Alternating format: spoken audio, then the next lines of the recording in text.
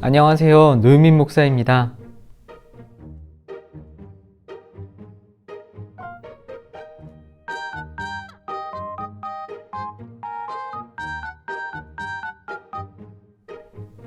한 주도 평안하셨지요?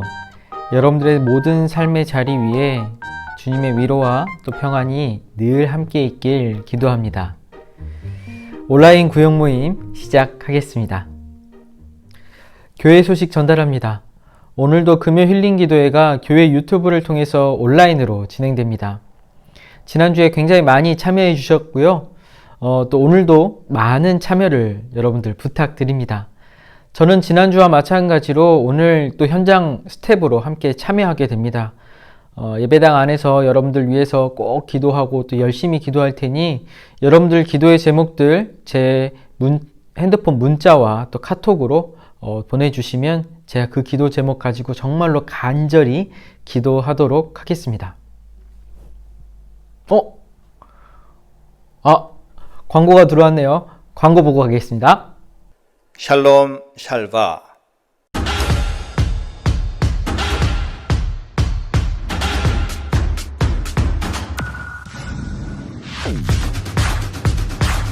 뉴노멀 시대 행복지기 세움터에서 특별한 만남을 준비했습니다.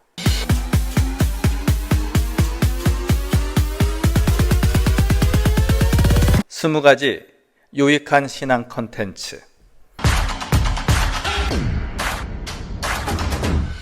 언택트로, 컨택트로, 올택트로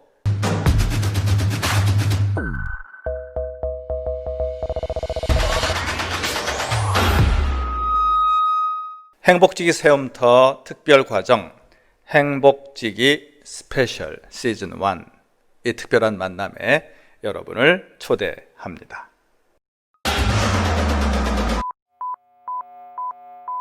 주님의 은혜와 평강이 교우 여러분과 늘 함께 하기를 기원합니다. 행복지기 스페셜 시즌 1 수강 신청이 돌아오는 주일 예배 후에 온라인으로 진행이 됩니다.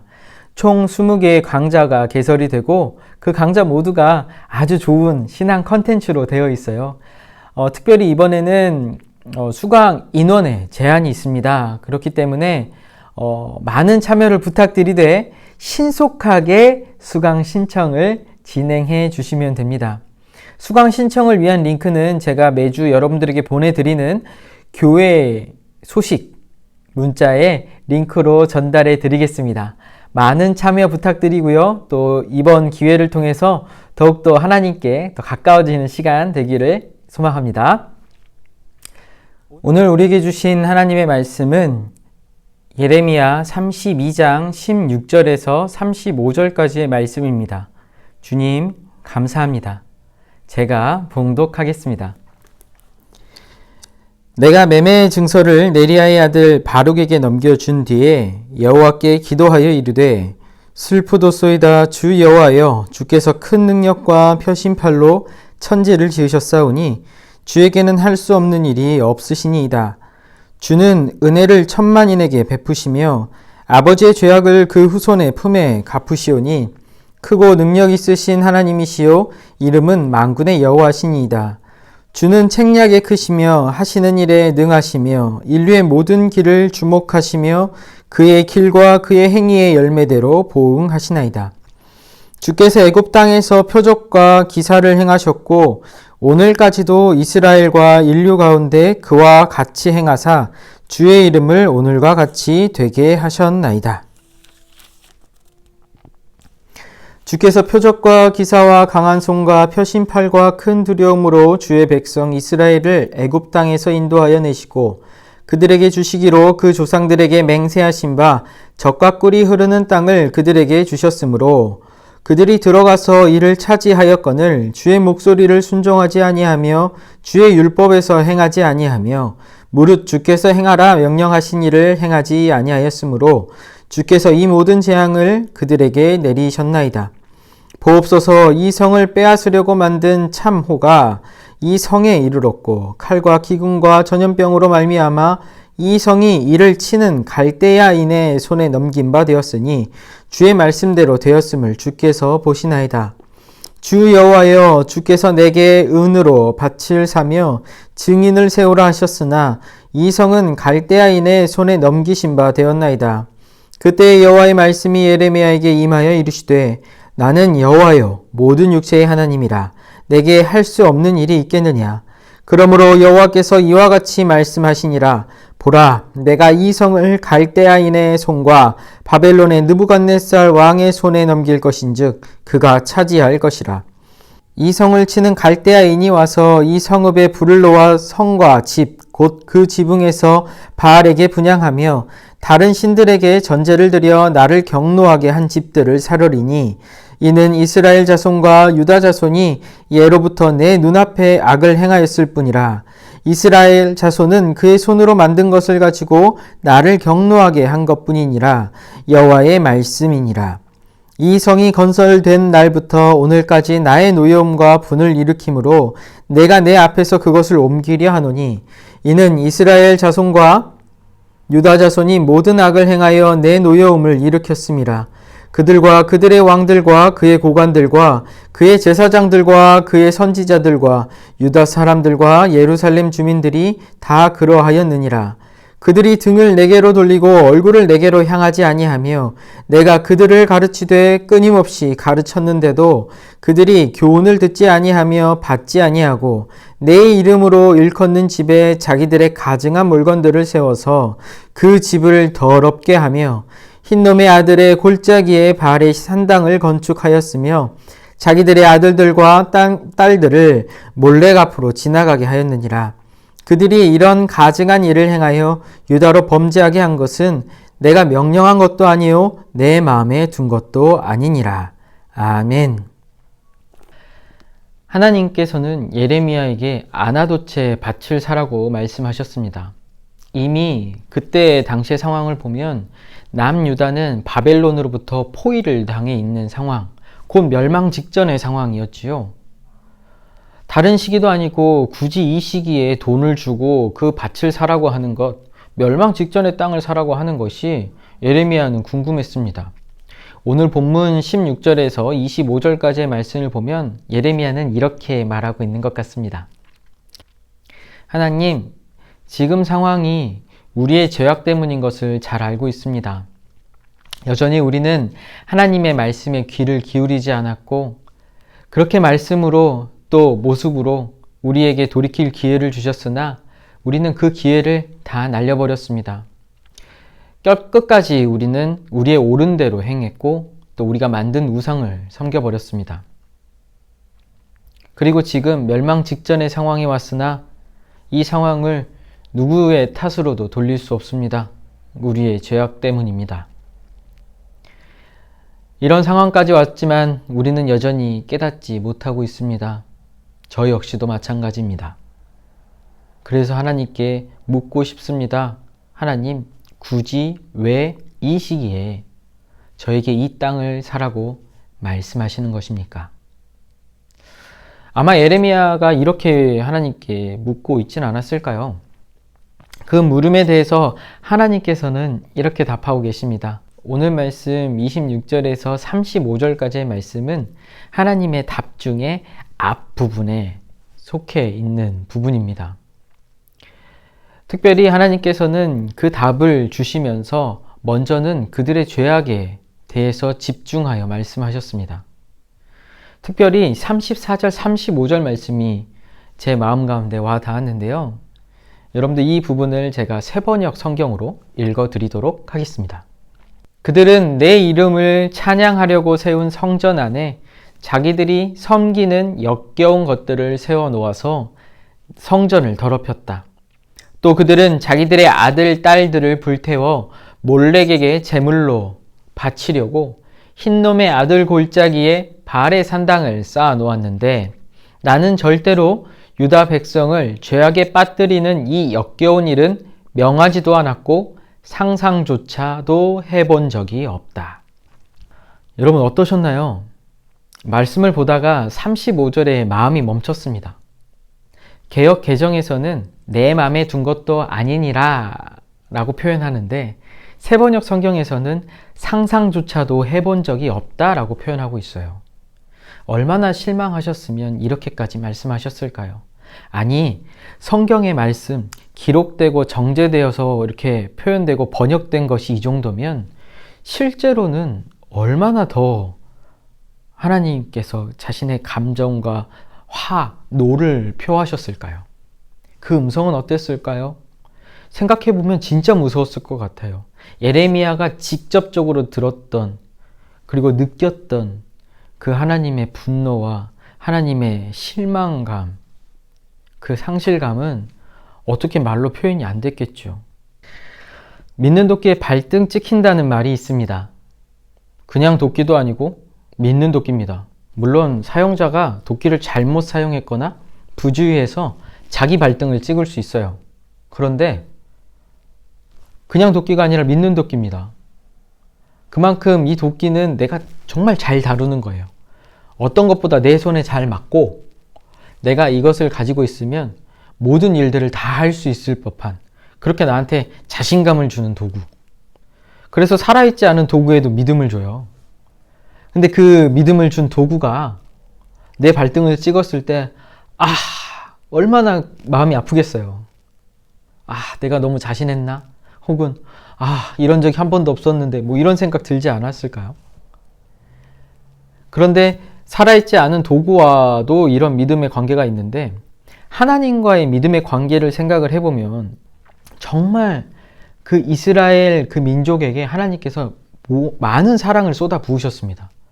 사랑을 쏟아 부으셨다라는 것은 그냥 내 백성이라고 생각했던 거죠. 이 믿는 도끼가 내 도구다라고 생각하는 것처럼 내가 사랑하는 이 백성들, 이 민족들은 나의 백성이고 내가 택한 백성이고 내가 믿는 백성이야 라는 것 아니었겠습니까? 그런데 그렇게 믿음을 줬음에도 불구하고 이 백성들이 하나님께 행했던 것은 자기의 소견이 옳은 대로 행했다라는 거예요. 궁금했어요. 왜 이럴까? 그만큼 하나님께서 주신 게 있고 하나님께서 자신의 모든 것들을 다 보여주셨는데 이들은 도대체 왜 이럴까? 그리고 예레미야도 이러한 현실을 참 아파하면서 여전히 귀를 닫고 있는 그들에게 되게 마음 아파하거든요. 생각해보면 종종 우리의 믿음이 일방통행처럼 느껴질 때가 있습니다. 무언가 하나님께 응답이 없다, 혹은 내가 기도하고 내가 찾는 하나님이 내 소리를 듣지 않는 것 같다. 그럴 때 있지 않습니까, 여러분? 아마 유다 백성들도 그리고 이스라엘 백성들도 마찬가지였을 것 같아요. 그냥 우상을 섬기진 않았을 거다라고 생각을 합니다. 그들도 이러한 마음을 느끼지 않았을까요? 하나님의 응답이 없었으니까 이 땅에 있는, 그리고 이 주변에 있는 신들이 둘러싸여 있는 그곳에서 하나님의 응답이 없으니까 혹 이런 생각도 했을 것 같아요. 저들이 힘이 세서 하나님께서 자신을 드러내지 않는 것은 아닌가? 다른 신들의 힘에 밀려나서 하나님께서 우리에게 오지 못하는 것은 아닐까? 그러면 강한 신들을 섬겨야겠네? 그렇게 해서 저들의 우상을 가져다가 손으로 만들어서 하나님이 있는 곳에 그 우상을 가져다 놓고 섬겼던 것은 아닐까요? 내가 믿던 신, 내가 믿는 하나님이 아닐 수도 있겠다. 저들이 믿는 신이 진짜 하나님일 수도 있겠다. 이런 생각, 그렇게 약한 생각들을 했을 것 같아요. 그렇게 착각한 거죠. 믿음에 대해서 뭔가 자기가 바라고 원하는 것이 있으니까. 그래서 믿음은 일방통행이다 생각하는 거예요.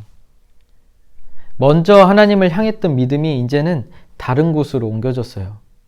그들에게 있어서 저들이 더 잘 살고 저들이 더 풍요로워 보였으니까 그 풍요로움을 쫓아, 그 잘됨을 쫓아서 하나님을 버린 겁니다. 그렇게 그들은 핑계 댈 거예요. 하나님 탓을 하고. 현실이 이렇잖아. 하나님께서 나에게 뭘 해줬는데. 아마 이렇게 얘기하지 않았을까요? 중요한 건 하나님께서 한 번도 그들을 포기하지 않으시고 버려두시지 않으셨다라는 사실입니다. 예레미야를 통해서 아나돗에 밭을 사게 하셨죠. 우리가 오늘 본문에서는 읽지 않았지만 그 32장 뒷부분들을 쭉 읽어 나가시면 이러한 얘기들이 나와요. 아마 그 이야기들 중에 저한테 주셨던 느낌을 간단히 나눠보면 이렇습니다. 여전히 나는 내 민족들을 포기하지 않는다. 실망스럽고 화가 나지만 나는 여전히 그들이 다시 내 백성이 될 것을 믿는다. 여전히 나는 그들을 믿고 있다. 예레미야야, 너가 지금 이 땅을 사는 것처럼 너희가 멸망하고 포로가 되어 뿔뿔이 흩어졌어도 정말로 이 땅을 살 수 있을 만한 그 재산도 마련될 것이고, 그리고 각자가 자기의 땅을 살 수 있는, 자기의 소유물로 살 수 있는 그렇게 다시금 회복이 될 것이다. 그렇게 번성해서 이 땅을 다시 너희들의 소유로 만들 것을 나는 알고, 그리고 나는 그렇게 해줄 것이고, 그러니 예레미야야, 이 멸망의 현실에 슬퍼하고 아파하지 말고 저들의 죄악에 마음 찢고 또 고통스러워하지 말고 내가 이 일 이후에 저들에게 행할 그 구원을 바라보라. 그렇게 하나님께서는 예레미야에게 그 땅을 사게 하시면서 그 믿음, 포기하지 않은 믿음, 변치 않는 믿음을 보여주고 계십니다. 사랑하는 여러분, 우리의 믿음은 결코 일방통행이지 않습니다. 우리가 하나님을 믿는 것은 하나님께서 먼저 우리를 믿어주셨기에 오는 결과입니다. 우리를 믿으시기에, 우리를 포기하지 않으시기에 우리를 택하셨어요. 그리고 우리 안에 그 택하신 가운데 믿음을 주셨습니다. 독생자 예수 그리스도를 통해서 구원의 믿음을 주시고 확신을 주셨어요. 그 안에서 사랑을 확증하셨고 또 그를 통해서 우리에게 사랑하신다 말씀하셨습니다. 너희는 내 아들이야, 내 딸이야 라고 얘기하시는 것은 하나님께서 우리를 결코 포기하지 않고 여전히 우리를 당신의 백성으로, 당신의 자녀로 생각하고 계시고 여기신다라는 거예요. 먼저 믿음을 주셨으니까 우리도 그 믿음의 화답으로 믿는 거예요. 일방통행이 아니라 쌍방통행입니다. 우리가 일방통행처럼 느껴지는 그 순간이라 할지라도 여전히 하나님께서는 우리에게 그 순간순간 응답하고 계십니다. 현실에 가려져서 또 내 욕심에 가려져서 내 뜻과 내 생각에 가려져서 우리가 그것을 깨닫지 못하고 있을 수도 있습니다. 그렇기 때문에 이 어려운 시기이지만 우리가 그 변치 않는 믿음을 가지고 우리 나름대로의 하나님의 자녀로서, 하나님의 백성으로서의 삶을 우리는 끝까지 포기하지 않고 살아내야 합니다. 우리를 향한 하나님의 믿음, 그리고 하나님을 향한 우리의 믿음, 그 믿음을 깨달아서 현실이 비록 어렵고 힘들다 할지라도 하나님을 향한 그 믿음 굳건히 붙잡고 모든 삶의 자리에서 그 믿음으로 승리하는 하나님의 백성 되기를 소망합니다. 오늘 예레미야에게 말씀하신 것처럼 또 그 아나돗의 밭을 통해 예레미야에게 말씀하신 것처럼 우리들의 삶도 그렇게 회복되고 또 다시 우리의 자리를 찾아갈 것이라 믿습니다. 기도하겠습니다. 하나님, 삶이 어렵고 힘듭니다. 경제적으로, 사회적으로 점점 우리가 설 자리를 잃어가고 또 위축되어 가는 것 같습니다. 그렇게 우리의 믿음도 위축되어 주님을 향한 믿음이 다른 곳을 향하게 될까 두렵습니다. 주님, 주님을 향한 우리의 믿음이 변하지 않게 지켜주시옵소서. 우리를 향한 또 변함없으신 하나님의 믿음을 우리가 먼저 깨달아 다시는 이스라엘 그 유다 백성들의 잘못을 반복하지 않게 하여 주시옵소서.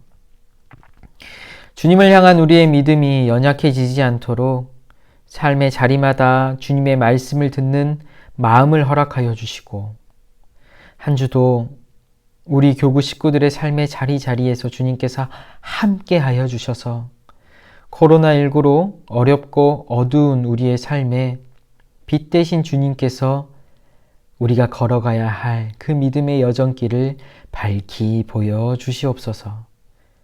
주님을 믿습니다. 주님만이 우리의 힘입니다. 그렇기에 포기하지 않고 주님을 의지합니다. 예수님의 이름으로 기도드리옵나이다. 아멘. 한 주도 주님 안에서 평안하시고 늘 강건하시길 소망합니다. 날씨가 선선해지고 있는데요. 또 독감이 유행을 할 것 같아요. 매년 그렇게 했던 것처럼. 그런데 지금 또 코로나19와 또 독감이 같이 발병이 돼버리면 이게 분간하기가 쉽지가 않대요. 그러니까 올해는 여러분 꼭 독감 예방 주사를 맞으시고 미리 우리의 몸을 예방을 하면 좋겠습니다. 그래서 비슷한 증상이 나타나지 않도록, 그리고 조금 더 우리가 안심하고 안정될 수 있도록 우리의 건강을 먼저 챙기고 또 관리를 해 나가면 좋을 것 같아요.